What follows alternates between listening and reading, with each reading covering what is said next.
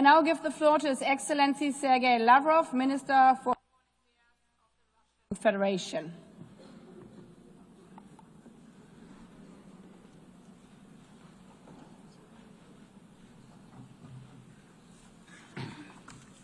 Госпожа председатель, Madam President, ladies and gentlemen, 80 years ago, the most terrible war in human history came to an end. More than 70 million people fell victim to the fighting, famine, and disease. In 1945, the course of world history changed forever. The triumph over German Nazism, under whose banner most of Europe had rallied, and Japanese militarism paved the way for peace, recovery, and prosperity. This year, Moscow and Beijing held celebrations devoted to the 9th of May and 3rd of September holidays to mark the victory in the Great Patriotic War and World War II. The world witnessed grand military parades commemorating the decisive contribution of the people of the Soviet Union to the defeat of Nazi Germany and the particular role of the people of China in defeating militaristic Japan. We sacredly honor the memory of our brotherhood in arms with all of our allies who stood on the side of truth in the fight against the forces of evil. One of the enduring outcomes of that war was the creation of the United Nations. The principles of its charter agreed upon by the founding fathers of our organization continue to serve as a shining beacon of international cooperation.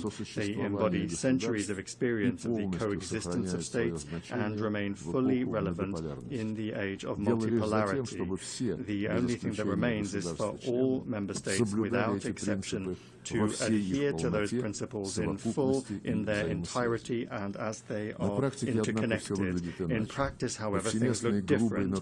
Widespread, gross violations of the principle of the sovereign equality of states are undermining faith in justice itself and leading to crises and conflicts. The root of the problem lies in the incessant attempts to divide the world into us and them, into democracy and autocracy, into a blooming garden and a jungle, those who are at the table and those who are on the menu, into the chosen ones who are allowed everything and the rest who for some reason are obliged to serve the interests of the golden billion.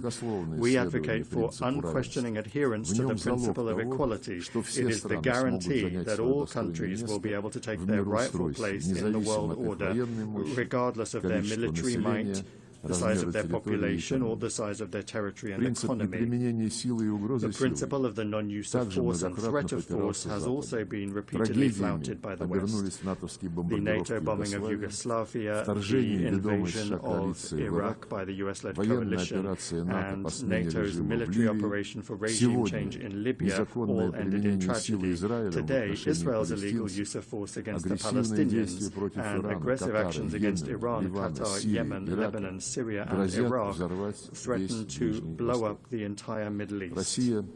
Russia firmly condemned the attack by Hamas militants on Israeli civilians on the 7th of October 2023. However, there is no justification for the brutal killings of the civilian population of Palestine or for terrorist attacks. There is also no justification for the collective punishment of Palestinians in the Gaza Strip, where Palestinian children are dying from bombing and starvation. Hospitals and schools are being destroyed, and hundreds of thousands of people are being left without shelter. There is no justification for plans to annex the West Bank. We are essentially dealing with an attempt at a kind of coup d'etat aimed at burying UN decisions on the creation of a Palestinian state. Recently, a number of Western governments announced their recognition of the state of Palestine. Moreover, they announced their intention to do so several months ago. The question then arises, why did they wait so long? It seems that they had hoped that soon, by the time the General Assembly session was convened, there would be nothing and no one left to recognize. The situation requires urgent action to prevent such a scenario, which was strongly advocated by the participants at the high-level international conference on Palestine. The strikes on Iranian facilities under IAEA safeguards deserve condemnation, as do the strikes on the capital of Qatar at a time when negotiations with Hamas were being held there with the participation of American mediators, among others. Yesterday, in the Security Council, the West rejected a rational proposal by China and Russia to extend the 2015 agreement on Iran's nuclear program in order to allow time for diplomacy. This has finally exposed the West's policy of sabotaging the pursuit of constructive solutions in the UN Security Council and its desire to extract unilateral concessions from Tehran through blackmail and pressure. We consider such a policy to be unacceptable and consider all manipulations to restore anti-Iranian UN sanctions as well as the sanctions themselves to be illegal. The West is not accustomed to observing the principle of non-interference in internal affairs. The color revolutions have become a sad phenomenon of our time, and illegal unilateral sanctions have long since become the main tool of Western diplomacy. No matter what excuses are used to justify them, the essence of such sanctions is the same: to suppress and intimidate competitors in the global economy and politics. Russia, together with an absolute majority of UN members, calls for the immediate lifting without prior conditions of the trade blockade against Cuba, which has been in place for more than 60 years, and for it to be removed from the notorious list of state sponsors of terrorism. We express our solidarity with the people of Venezuela in the face of external sanctions pressure and threats. We advocate for Latin America and the Caribbean to remain a zone of peace and cooperation.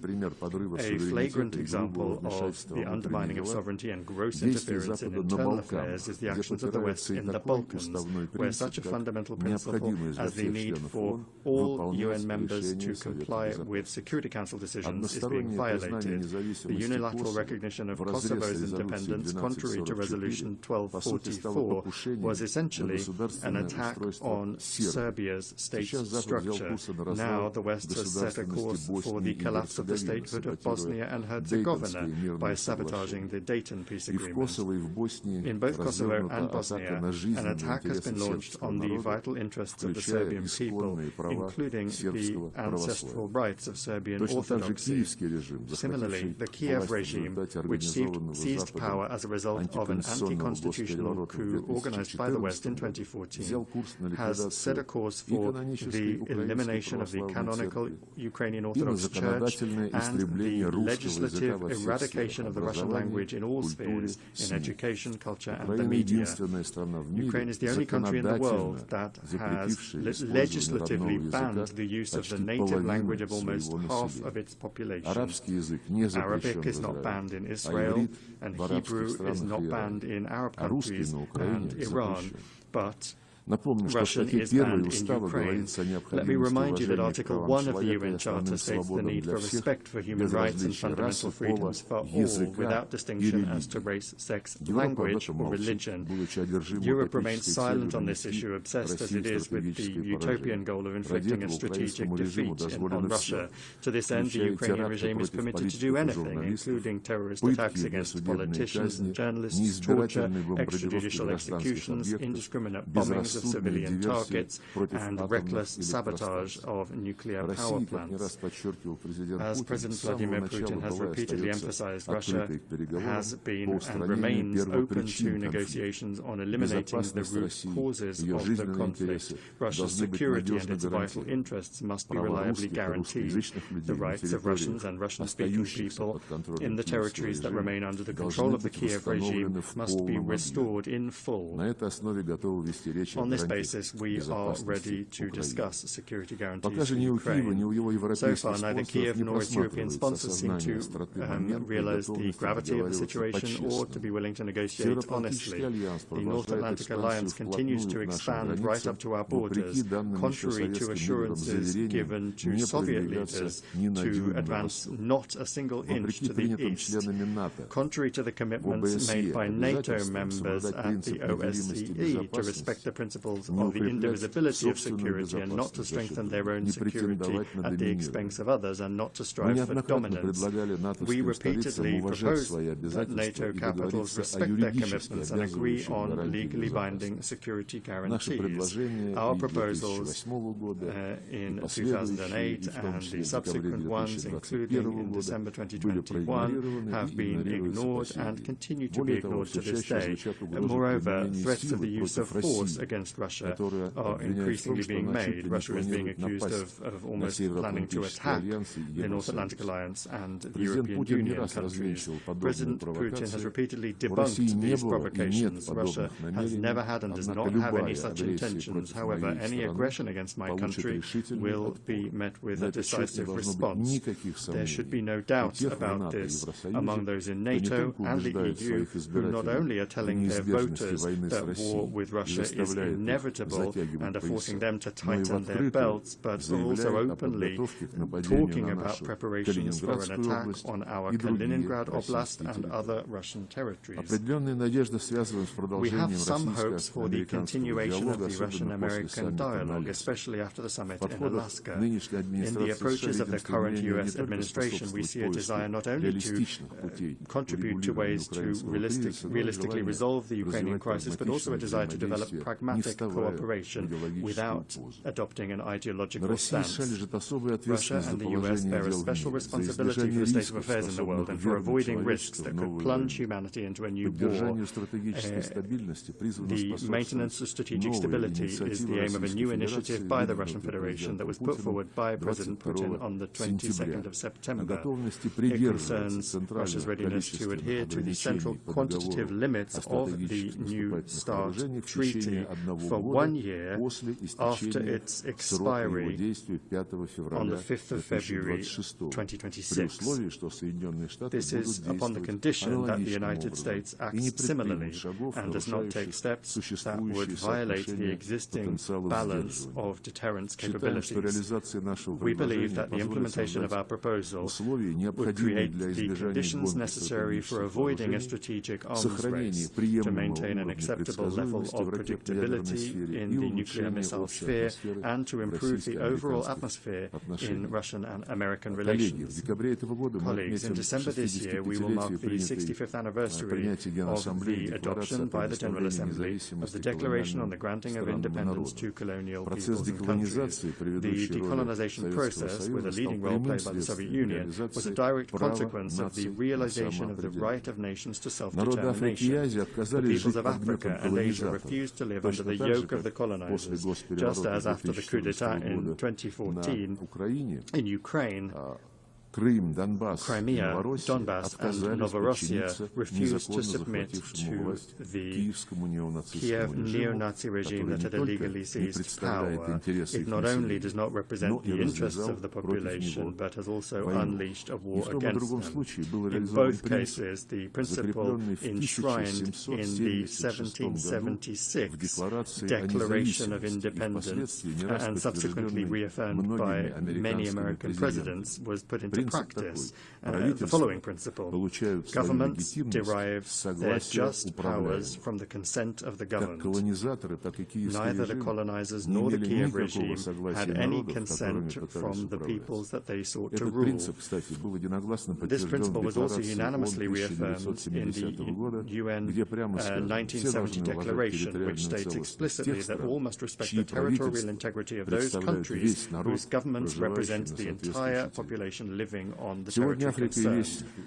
Today, Africa and the entire global south are experiencing a new awakening, striving for complete independence, and the UN must not be indifferent to that.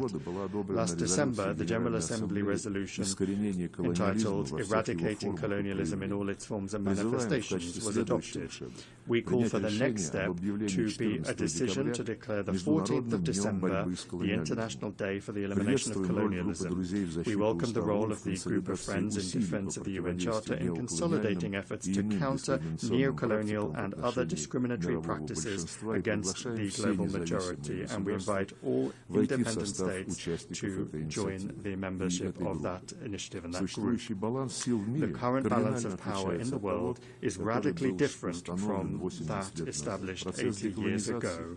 The decolonization process and other major upheavals have changed the political map of the planet. The global majority is loudly asserting its rights. The Shanghai Cooperation Organization and the BRICS play a special role as mechanisms for coordinating the interests of the countries of the Global South and East. The influence of the African Union, CELAC, and other regional associations is growing.